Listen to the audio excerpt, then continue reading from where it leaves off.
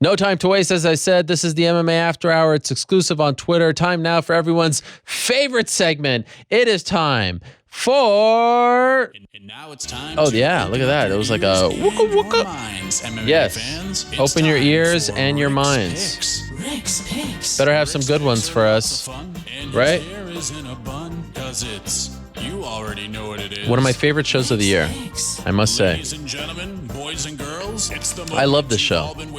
Great personalities, great people. Sometimes we like to change angles just to keep people. There we go. Boom, boom, boom, boom, boom. Here we go. Rick's Picks. There he is, the one and only New York Rick, the proud daddy. Week 3. We're embarking on week 3, right? That's correct. Any surprises? Nope. Nothing. All right. Just status quo. You know, I told you last week, she's a powerhouse. She's growing faster than I ever could have imagined. She's lifting weights. I mean, I don't want to predict future athlete. Push-ups. Champion, but... Chin-ups. It's hard not to at this point. All right. Killing it. Yeah, she's amazing. Next flyweight champion of the UFC. Or maybe bantamweight. You never know. I'm thinking she's going to be a lightweight. Lightweight. Wow. First ever lightweight champion of the UFC's women's division. That's amazing. All right. No time to waste. Stop wasting time. What do you got? Rick's Picks. Okay, let's start Rick's Picks. Yeah. We're going to do some highlights from the week that was. Starting here at Bellator 190. Oh my God. This was great. Carvalho knocking out Alessio Sakara. This is going to run back. Here we go. What a finish. And it was like 44 seconds in. Great finish early. I mean, don't love the idea of Sakara fighting for the title, yes. But taking nothing away from the finish here by Carvalho. Yeah, you see him rocked right there. Boom. He's rocked. Another knee, elbow, Matt Brown-esque, finishing it. Sign me up for Carvalho versus Gegard Mousasi next. Love that. Yeah, I'd like to see that. Has to be the fight. Okay, we move along. Also from Friday, Invicta, Mackenzie Dern. Yes. Getting it done against Colleen Medeiros. Armbar here. This is just the armbar highlight, but obviously she showed improved striking coming along in the first couple of rounds. Big win over a very tough opponent, Colleen Medeiros, who fought for the Invicta title against Angela Hill. So big win for her. Jennifer Maia, no highlight here because it was a 5-rounder, no finish posted, but Jennifer Maia getting it done in the main event. Best performance of her young career? Are we talking about Mackenzie? Yeah. Yes, clearly. The level of competition was way different. Colleen is a very good fighter. So, yeah, definitely the best one for Mackenzie here. And as I said, showed a little bit of her striking game. Didn't even, take it to the ground until later into the fight. So, yeah, big win for Mackenzie. Don't know if I'm throwing her right into the UFC's flyweight division yet, but definitely showing improvements every single fight. Very curious to see what they do with her because UFC has been investing in her. She's been on one of those deals where they give her a little bit. Now she's under the Fight Pass umbrella, so it makes a lot of sense to have her fight there. Do they push her to the UFC? Do they just say, hey, we'll give the UFC can give her 1 and 3 opponents. They can give her 2 and 4 opponents if they want. The UFC is its own farm system now. Or do they keep her under the Invicta banner? Do they kind of build her up that way? I'm very curious to see what they do with her. And she made 115. So mazel tov on that. Easy cut, it seemed to be. Yeah. So improving that as well. Big prospect. Okay. Moving to the kickboxing world. Glory, big event. Pay-per-view on UFC Fight Pass, or rather UFC.tv on Saturday. Huge knockout here from Pechpanamarong Kiet Mukau. Featherweight division against Zakaria Ugari. Head bounced. Yeah, nasty. And who's on the call there? Who's yelling knockout of the year? That is Todd Grisham. Great Todd UFC Grisham. Commentator and Glory commentator. Thought that was going to be the knockout of the weekend, but there were quite a few others. Here we have, quickly flashing over to the main event, Rico Verhoeven versus Jamal Ben Sadiq, the headline fight of Glory Redemption. And this was Rotterdam true redemption, here. Right? It was. It was Rico making up for his loss in 2011, knockout over Jamal Ben Sadiq. Wait, we don't get to see the finish. Well, listen, it's a pay-per-view. Damn. The face of glory. Is he going to fight Badr Hari again? I mean, I don't think there's any doubt that eventually he's going to fight Badr Hari again. Badr Hari re-signing with Glory. Yeah, big news. To fight in March. I don't know if it's going to happen in March, but I know that fight has to happen. Rico and That's the and biggest Badr. fight that they can put on, right? Well, also the first one just ended. Badr Hari injured his arm, and it seemed like that fight was just getting competitive. I thought Badr won the first round against Rico, so there's no doubt that fight has to be made. Rico calling for it in the ring after. Yes. It was quite the call-out, by the way. It was great. Rico's doing the damn thing on the mic, in the ring. He's doing it. Okay. Speaking of huge knockouts, this clip courtesy of UFC on Fox.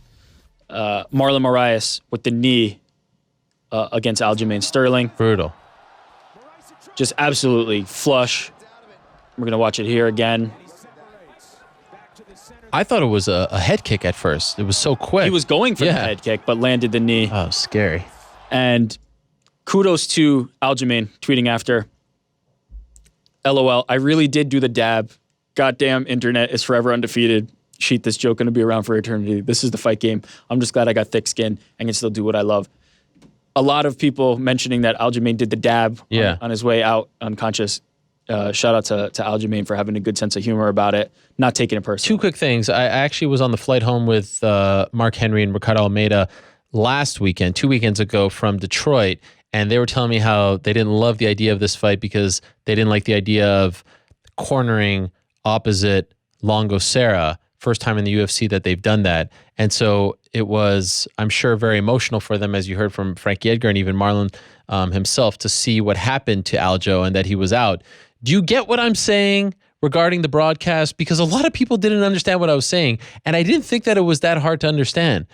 When someone gets knocked out like that and you never show him again and you do your best to essentially ignore that he's out on the mat, that he's not standing there when they raise the arms, when the opponent who knocked him out is showing incredible compassion and almost seems worried about his state, you don't have to stick the camera in his face.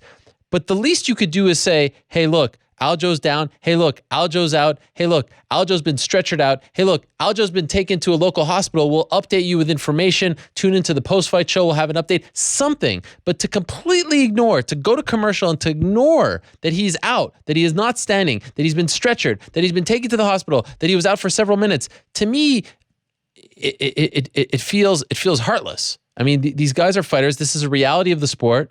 When someone gets seriously hurt in football, when someone gets seriously hurt in hockey, they show it. Not only do they show it, they talk about it afterwards. This is a reality. We all know what we're watching. We all like to celebrate violence. Let's not sweep it under the rug. Let's be honest about what we're doing. When bad things happen, when dangerous things happen, when scary things happen, why sweep it under the rug? I'll tell you why. It's because the promotion controls the production. If you're watching HBO boxing or Showtime boxing, this isn't happening. But this is a problem in our sport. It needs to be more honest.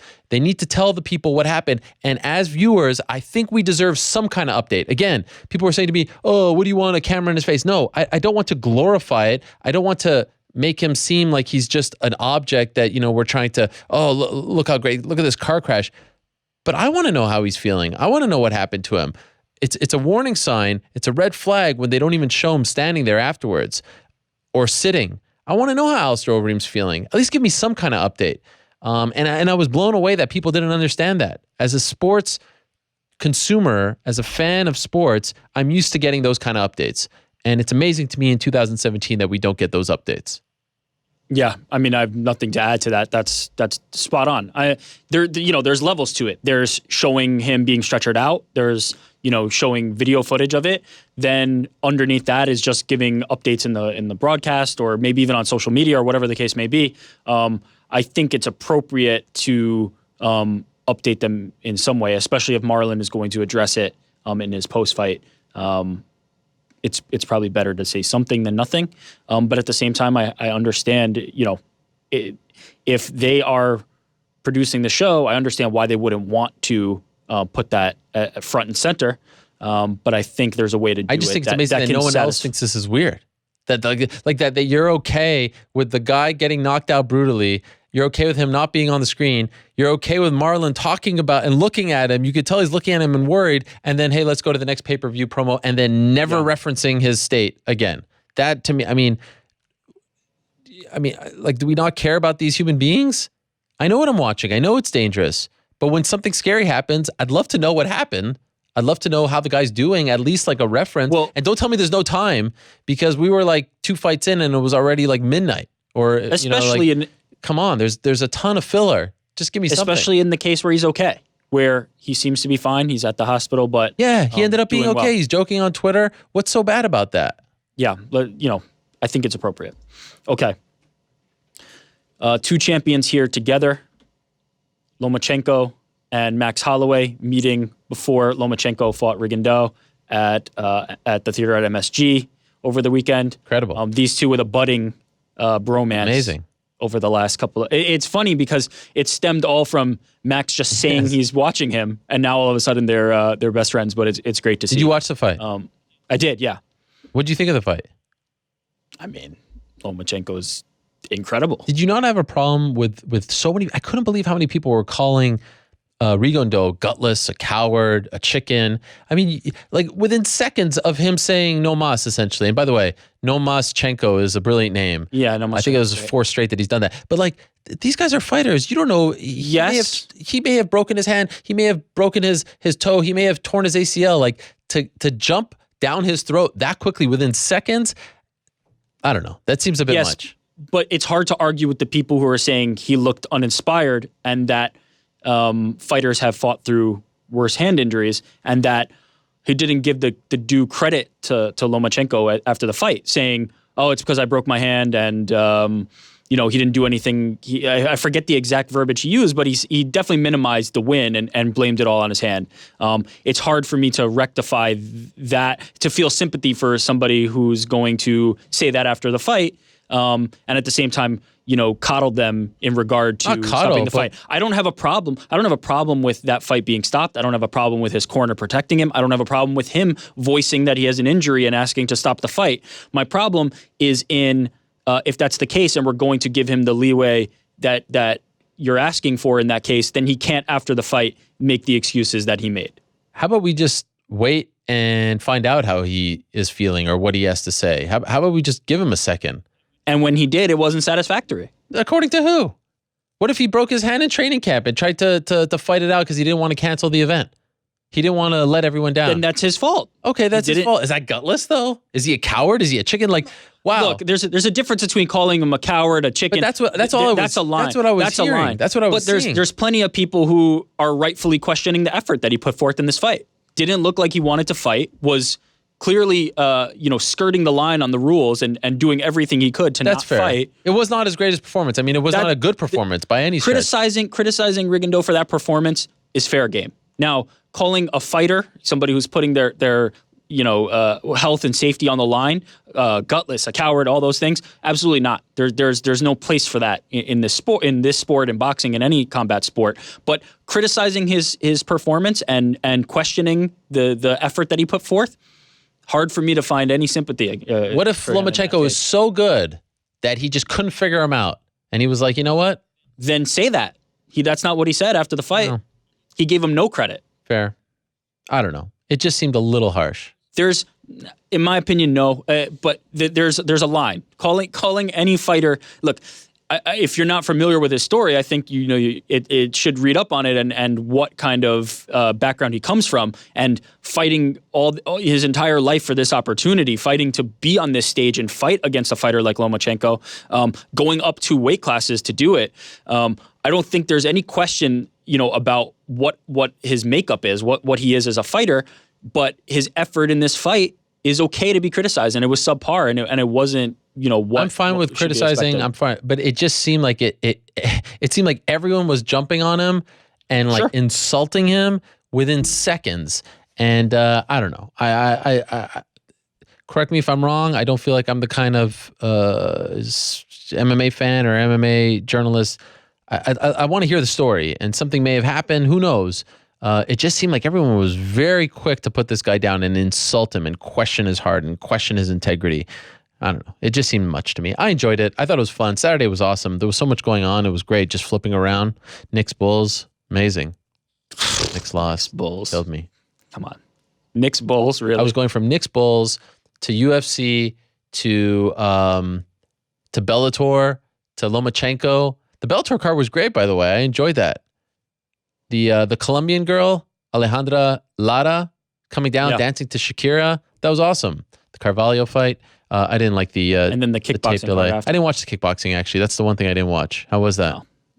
Didn't miss much? Joe Schilling. Okay. John Wayne Parr fought. Joe Schilling got it done. I mean, come on. Kickboxing's fun. Good. At 10 o'clock, I start to get very tired. That's the problem. So I have to kind of focus on one thing at that point. I can't be jumping around. We're moving on from Max Holloway meeting Lomachenko to now this song remix posted to Max Holloway's Instagram. Oh my God.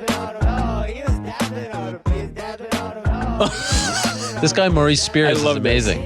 I love this. Great to pull a drink and go back to back, back to back. Incredible production. Maurice Spears. You did it. Oh my God, this guy's great. You did it. And notice Max Holloway giving the credit. That's the most impressive part. Oh yeah, that's great. It's so rare and so appreciated. Remember that when he was throwing the X's from him? Yeah. I was hoping to get Max in studio today because he was in New York. But he flew out yesterday. Oh. Yeah. Okay. I was very excited. Well done to Maurice and Max. Okay. This was an interesting one. I haven't been able to, I was trying during the show to track down who these fighters are. What I've been able to gather, yes, because there's not a lot out there. This is from Chinwoo Men MMA. That's the name of the organization. And what we're going to see here is what wrestling fans will call a dragon sleeper, and BJJ aficionados will call the Decaparator, named after Justin Rader. Dang. Jeez Louise. Look at that. That looks like the most painful thing in the world. It feels like my neck. I wish I knew the names of these fighters because I'd love to, give them proper credit for being a part of this match. But Chinwoo MMA, Chinwoo Men MMA is the name of the organization. Looks very the Decaparator. So that's what we're going with? Yeah, look, it's a great submission. No, for sure. Okay, now we're going to go fight announcements. Official, Stipe Miocic versus Francis Ngannou, January 20th in Boston. Ngannou the favorite, at least as of now. Ngannou the favorite. Remember we were talking about that? And I think didn't this come out Monday, the odds? Didn't the odds come out like right after we spoke Tuesday about morning. it? Me saying that I wouldn't be surprised if Ngannou was the favorite, and there it was. Ngannou, a slight favorite over Stipe, the champion. I'm just happy that this one's made. What a great doubleheader in Boston. Now, speaking of title fights and announcements, also announced for Perth, Robert Whittaker versus Luke Rockhold, happening at UFC 221. Whittaker, a slight favorite, I think I saw. I believe what do you that's have in correct, this one right now? Oh, boy. Great fight. Who do I have in this one? Damn, this is so tough. Whittaker, if Rockhold can get it to the ground, I think he can. I think he has a viable path to victory here. On the feet, I think Whittaker's going to take it. It depends on how long Rockhold wants to stand with him. If he takes it to the ground, Rockhold's grappling game and submission game is so underrated, so good. You know what? I think I'm going to go with Rockhold. Dang. I think I'm going to go with Rockhold. Old new champ. New old champ. If Whittaker can stuff the takedowns, which he's shown to be able to do at 185, I'll go with him. I think he'll win it on the feet, but if something tells me Rockhold gets this done, I think he's the best 185er. Yeah. So I'm leaning Rockhold, but damn good fight. These two fights are damn good. After hearing John Danaher, how do you feel about GSP vacating the title? How do you feel about the whole GSP thing? I didn't need to hear from Danaher to feel that GSP has to do what's good for his health and has to do what's right for his career.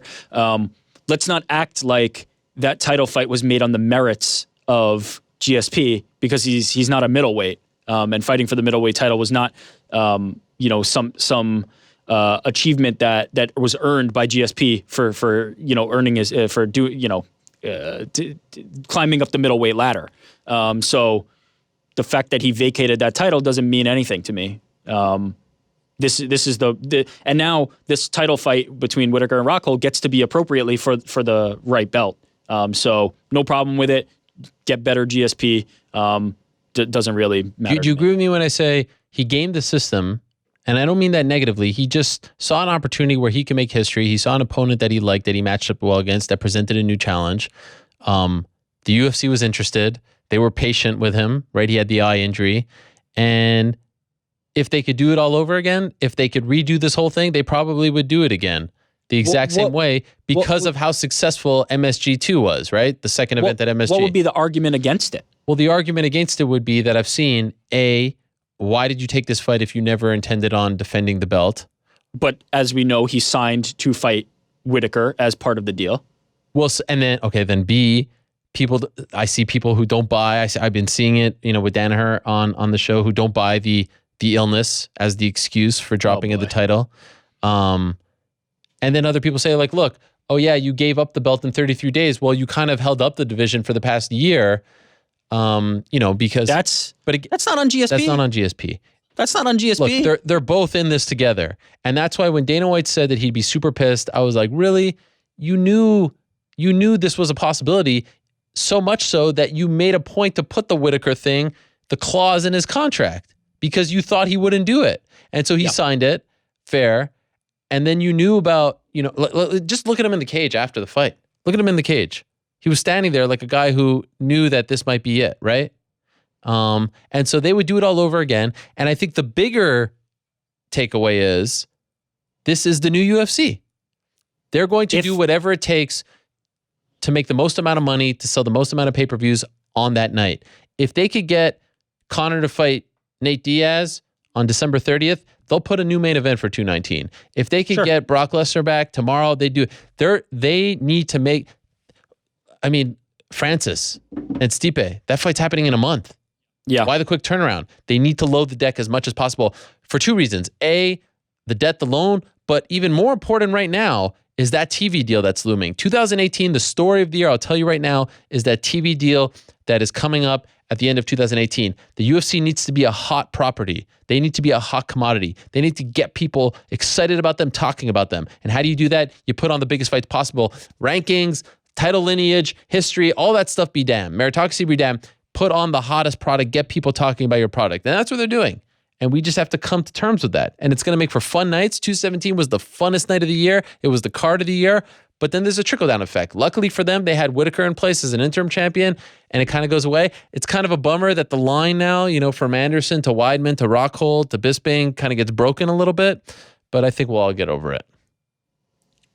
And ultimately, even if Whitaker wasn't the interim champion, you could have Rockhold and Whitaker fight for a vacant belt. What do you prefer? The belt has become meaningless. Yeah. The belt has become meaningless, so none of this... people, criticizing this because George, singularly, for some reason, kind of took away the prestige of the middleweight belt. Michael Bisping fought Dan Henderson for the middleweight title. This was no egregious act, attacking the sanctity of the middleweight division. Right. This was a fight that was going to draw well, and guess what? It did. And now Robert Whitaker and they're okay Rockhold rightfully fight for the belt. No problem in my mind. Okay, continuing announcements. Sarah Kaufman returning to the cage here, fighting for Invicta. Yes. On January 13th, headline of that card. One of the best fighters in the world. And it's mind-blowing to me that she didn't have a home for this amount of time. Contract right now with the UFC, still one of the very best, a pioneer in many respects. A top 135er for sure. Yeah. Good signing. Nate Diaz here, retiring from the sport for now. UFC offered me a title fight in any weight class. I'm cool though. I'll give them a shot when they do something good. On to the next sport for now, posting 2 boxing gloves. So, goodbye, Nate. Yes. A heartbreaking retirement. Oh, Nate, we're going to miss you. Conor McGregor, this from Rita Ora's Twitter. Oh my God. This one got a little bit of hot water. I really have to. I thought you were only highlighting positive things on Rick's picks. What do you mean? Oh this my is God. This is Conor McGregor at the I did not reference Versace this show. once all week. So many people ask me, "What do you think about Conor and Rita? D. Devlin against Rita?" I don't want to touch this. What's with a funny is 40-foot that pole. everybody's acting like Conor McGregor just being at this event next to a celebrity is like the smoking gun here. Well, Like, I mean, date night, they're cozy, whatever. I mean, know they're what? playing it up. live They could be your trolling life. people. Live your life. But This is- people were very upset. They were very upset. I mean, hey, they're following the saga. say of this Conor about Dee Devlin. She's got some supporters. She's got a loyal following. Oh, of course. People were upset on her behalf. Let's not make too much of a picture. Who is but Rita Ora? I swear to God, I have never Pop heard of singer. her. That was the first time I ever heard of her. Swear to God. Had you ever that heard of her? doesn't- Yeah, of course, but that doesn't surprise me. Rita Ora. Tell me one song. No, you're gonna act like I know her discography, but have I heard One of her? song. Yeah, Just one song. One song. don't know. Look, Sing it. I don't know a Demi Lovato song, but I know who she is. You know who Demi Lovato is too, right? Absolutely. Let it go. Frozen. That's her. Yeah. No, Absolutely. That's what's her name, Indina Menzel, the one She that has a version of it. I know that. what's his name botched. John Travolta Yeah. botched But the she name. does have a version. She did sing a version. Give me one Rita Ora song. One. I'm telling you now already that I don't know. I'm about to do the hand claps on you. I don't know, but I know who she is. I know she's a British pop star. One song. No, I'm kidding. Okay. Yes. Fun times ahead here. Joanna and Jacek Oh, yeah. getting the shadow boxing in the Star Wars Stormtrooper outfit. I just love this. Look at how seriously she's doing this. I believe the Star Wars Last Jedi film comes out this week. Anybody confirm Yes. for me? Yes. It does. Yeah, it comes out this Big week. Star Wars guy. Are you? No, I've never seen one. Oh my God. Never seen one. Name a Star Wars. I mean, you know of I Star said I've Wars, never just like seen I one. know of Rita I Ora. just said I'd never seen one. I just told you I never heard of one Rita But Ora you song. did say. But I know who she is. Yeah. And you know what Star Wars is. And so does Joanna and Jacek I wish here that I in the could Stormtrooper handle- outfit. My greatest disappointments, the way Ioana Jacek has handled losing the strawweight Yeah, she title. seems to be taking it well. Although there was that sort of Yeah. story with perfecting athletes, which Of is course. a bit of a strange one considering how close they were. Still, I still don't have the clarity Yeah. that I'm looking for on that one. But remember when she was on the show and I asked her about the cut? She sort said of that referenced. it was. Yeah. But here we go. Have to mention this. Yes. The UFC. A lot of the UFC athletes shouting out Keaton Jones. If anybody hasn't seen the video yet, his mother posted something to Facebook. Keaton talking about being bullied in school. A lot of the UFC, including Dana White, I think leading the charge a little bit on this. The UFC itself, in this, DC, Woodley, Paul Felder, Rashad, Kenny Florian, tons of athletes. I saw Paige Van Zandt. I saw all the Octagon girls. Everybody in the MMA community kind of rallying around Keaton Jones about the bullying. Now, in the last couple of hours, What is going on? there's been some things about his family, his past that have been revealed. I don't think that's important for what I'm trying to get across here in this video about the UFC is that the MMA community responded quickly and in unison to somebody who was in a tough circumstance. Do you being know bullied. who exposed this whole thing? Who may have exposed this whole thing? Okay, but here, yes, what you're referring to is Joe Schilling. Yeah. No? Kickboxer and MMA fighter for Bellator, Joe Schilling, talked to an Instagram account that was trying to profit with a GoFundMe off this story and say that they're raising funds for Keaton. His mom, That- right? Yes, but thought it was- that account may or may not be a real account. That may have been a fake account of somebody setting it up to try and do it. The facts still need to come out a little bit on this situation. crazy. And that's why I'm a little reluctant to say good thing, bad thing, whatever the case may be. But what I'm proud of is the MMA community going to bat for somebody 1000%. who was No, it's a asking for beautiful help. thing. I mean, Dana's post, Cormier, everyone, Scott Holtzman. But the fact that we're even talking about this potentially being some kind of scam is just The facts are the facts still need to shake out on this. There's lots of fake accounts. It's very hard to kind of verify any the of whole this thing. information. When I originally saw the video, I was like, "This is the most heartbreaking thing I've ever Yeah. seen in my life." And then I was trying to find the source of the video, and it was like these random people Yeah. posting. I was like, "This is strange." That's why it's so And it's the difficult. The sister. Facebook accounts Yeah. are, the sister seems to be the one kind of managing all this now. It's very difficult to kind of pin down what's going on behind the scenes. But again, the lesson, But is yes, worth yes, highlighting here is that the MMA community, Very cool. there's LeBron and lots of, huge athletes have spoken on it, but nothing to this effect. The MMA community did this very quickly and responded. I saw almost every single MMA fighter on social media responding to this. So I'm proud to be a part of this community yesterday. Yeah, no, it was great. It really was. Okay. Speaking of proud of our boy, Shaheen Al-Shadi. Yes. Well done. Getting engaged. Him and his fiance here. I mean, it took him long enough. Damn. I mean, that's really. where you're going to go with this? 6 years. Poor girl's been waiting. Oh my if not God. more. Sean, I'm sorry. I'm sorry to have done this. Ariel's just burying you here. No. Mazel tov. Congratulations. Beautiful shot, by the way. Wow. Yeah. I mean, no credit to the photographer. I mean, Okay, who took it? whoever took it, Sean, let us know. That sunset. But what a magical moment. Congrats to him. Is that a boat that they're on? Could be a boat, could be a dock. I mean, I think it's a boat. I think they were on some kind of cruise. Rocking the Route to Fight. good time to do it. Yeah, to fight. We talk Shout about out. the 24-inch pythons.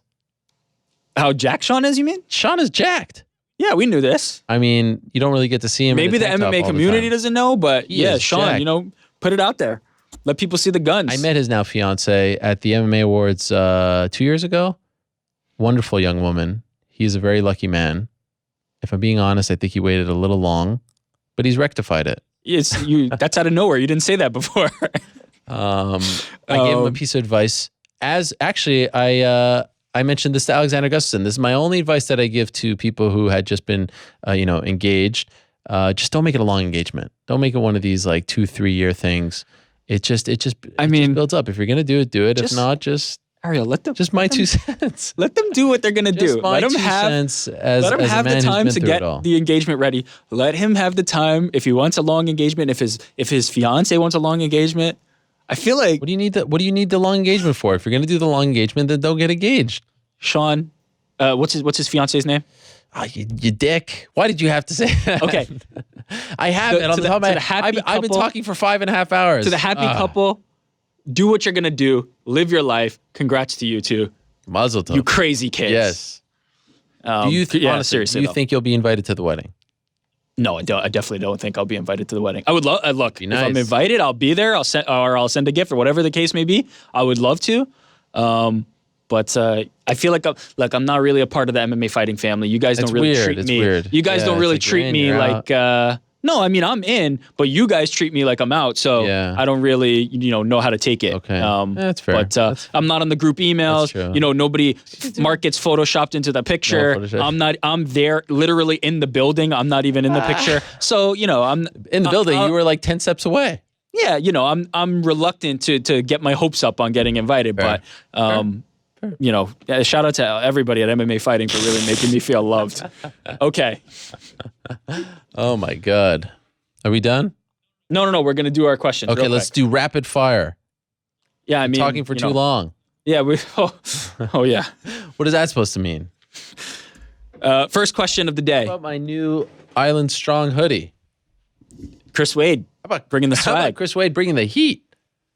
Yeah, All right. Sorry. bringing news. Bringing I mean, news. I don't think anybody knew this. Yeah. Okay, quickly. Question of the day: who should Max Holloway fight next? You gave Frankie Edgar, Brian Ortega. Jeez. 7,000 votes. Frankie Edgar, 69%. I regret Ortega, asking this 31%. question. I know Frankie was Yeah. pissed. Clearly, people still want to see the Frankie fight. I'm a little surprised. I thought it'd be closer. I thought Ortega would have picked up some more support. But now you can rest easy because Frankie won the poll. And I was you just can trying have to be mad prove at the you. point. I was just trying to prove the point that he was Yeah, the that- man. Yeah, I mean, that sounds right. Okay, question number 2. Should the winner of Lawler-RDA fight Woodley next? Yeah. Yes, This Saturday. no, he should fight Covington, or no, he should fight somebody else. 63% of the vote, the winner should fight Woodley. The winner of Lawler-RDA should fight Woodley. It's a little interesting for me just because RDA's wins are not going to be over, maybe, he hasn't fought in the division long enough. I don't know if What are you he's, talking about? what? This will be 3-0. Yeah, I mean, is that title shot worthy? Maybe. You know what? Maybe. I mean, you beat Robbie Lawler at this point after beating Magny and Kim. I would rather see Covington. I would rather see regardless. Covington. If Yeah. RDA goes in there and knocks out Lawler in the first round, you're going with Covington? I would still say Covington, but I wouldn't be mad about an RDA title shot. Yeah. I'm okay with it. But my pick is still, I want to see Covington Woodley. It doesn't seem like Woodley wants that as much as he would want somebody else. So, moving to our next Don't forget question. about the other big fight on that card. Ponzinibbio and Perry. Does Perry get into the conversation with a big win? Yeah, I mean, I would say Perry has a good claim to it. Ponzinibbio also. If Ponzinibbio gets it done, Yeah. he's the one who should probably be campaigning for it. But you're right. Covington beating Maia is the I think biggest that win of has them to all. be it. Okay. From our own Casey Layden. Oh, wow. Who is the best UFC fighter to never be offered a title shot? loves this question. His vote is Cub Swanson. But this is after the fight? After this He fight, didn't send this last week? I don't think so. No, he sent this today. I mean, it's a hard case. I mean, even Cub said it afterwards. He's never won the big one. I was thinking on it. I came up with a few others. Okay. It depends on what you can like. There's two here that are the best UFC, better UFC fighters, but not in the UFC. Meaning Mirko Krokop and Vanderlei Silva. Yeah. Both had UFC runs that were not as good as I would say Cub's UFC run, but bigger names to have not fought for a UFC belt. Jacare Souza, Gegard Mousasi, I would say are probably the best UFC fighters to not have fought for a UFC title. One with an asterisk. Oh, I'm sorry. Also in that group, Rafael Assunção, I think, is another one who had a very good run. That's just you trying to butter up Danny Rubenstein. I don't need to butter Danny. Danny needs to butter me. Yeah, that's true. Danny needs to butter me. We butter him enough. Listen, Rafael Assunção's resume is impressive. If you consider what TJ Dillashaw has gone on to do and all the fighters he's beat, Assunção's resume is impressive, and I think obviously he's earned a title shot. But we'll see how that shakes out. I feel for Cub Swanson. He rolled the dice last fight on his contract, but when he said it afterwards, I saw him doing a scrum. He said, "Man, this hurts and everything." And yeah, you can make the claim. You can make the claim at this point. I haven't won the big one. It's the same reason I wouldn't mention Dustin Poirier in this to this point. They've been there, but they needed to Since get that joining big win. WC, his losses have been to Jens Pulver, Jose Aldo, Chad Mendez, Ricardo Lamas, Frankie Edgar, Max Holloway, and now Brian Ortega. He's missing that big win. Yeah, not a bad loss among them though. Those are the top cream of the crop, but getting that next step. In many respects, it was very Michael Bisping-esque how he would get to the top fight and then falter. Bisping got over the hump a bit. There's a case to be made, but I would side with some of the names that you mentioned. Okay, we'll move on, but one with an asterisk, Khabib Nurmagomedov, I think. Yeah, that is a good one. Circumstances outstanding, though. He did get that title shot. He just didn't make it there. Well, interim, but yeah. I consider that. Right. From PD and Gia, with brash stars Ronda and Conor on the sidelines of MMA this year, and champs like Stipe, DC, Holloway, and now Rose trying to fill a spotlight, are we entering a new era of quote-unquote nice guys and gals on top? I can't help but notice all the recent champs are extra humble and kind. Is there something to the return to martial arts? George St-Pierre also, to traditional martial arts and respect and that kind of thing at the top. By the way, another name, Guy Mesker, won a tournament and never fought for a belt. Right. And he's one of the greatest of all time. Oh, I'd be remiss. Ian McCall, in that initial flyweight tournament, had a rough run in the UFC though. That's why maybe I wouldn't include as the number one. But anyway, are we returning to traditional martial artists, the champs? I think it goes in waves. I think, maybe this is the flavor of the day. I think it's somewhat coincidental. Someone may come up and say, hey, I'm the guy, I'm the man. I'll talk like this or that. It's nice. It's a breath of fresh air. But let's not forget, at the end of the day, trash talking sells. Bad boys sell. Friction sell. So I wouldn't, if I'm sitting down, with a fighter and trying to craft their career, just look at Chris Wade. Look at Chris Wade. 5-2. 2 finishes, all that stuff and more, but doesn't have a home. So friction sells, violence sells, you gotta wars be good. sell, reckless abandon sells, trash talking sells. But this is nice for now, no doubt about it. Thoughts on the growing trend of fighters refusing to take fights with ex-opponent because of rankings or not being a big enough quote-unquote name? How do we fix that, or how would you fix that if you were the UFC? People seem to be holding out for quote-unquote money fights more so than taking the next contender. Is there a specific example that you're talking about? Because I'm not going to begrudge a fighter who's just trying to make the most amount of money possible. Look, the UFC is going to use you to their advantage as much as possible. Use them to your advantage. But how do we ensure that we get? The whole system in some respects is broken. The whole system is broken. Once you allow this guy and that guy to do their thing, I mean, that's called setting a precedent. And a precedent has been set. It seems like we're almost lucking into fights like Whitaker and Rockhold, where Rockhold sat out long enough and got it, versus having to be active. Boy, did he ever. Kudos to Luke Rockhold, who said on the show that they kept trying to book him against Yoel Romero, and he just kind of waited it out, and eventually he gets the title shot. I see that as a problem. I see that as an issue. I mean, I think the bigger issue is if you were willing to give the guy a title shot, why were you offering him a fight against a guy who's coming off a loss? And the reason for that is they need to fill up cards. Again, just worry about St. Louis. Just worry about Charlotte. Forget about the long-term plans. You can't run a promotion that way. Promotion has to be booked long-term. You have to have future plans. You have to have a list. I remember what Joe Silva and Sean Shelby used to tell me all the time.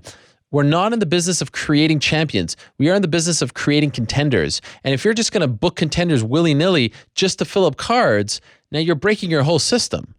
Yeah. And that's why I think 2018, the story of the year is the new TV deal and how many cards that they are owing their new broadcast partner. They've got too many cards now.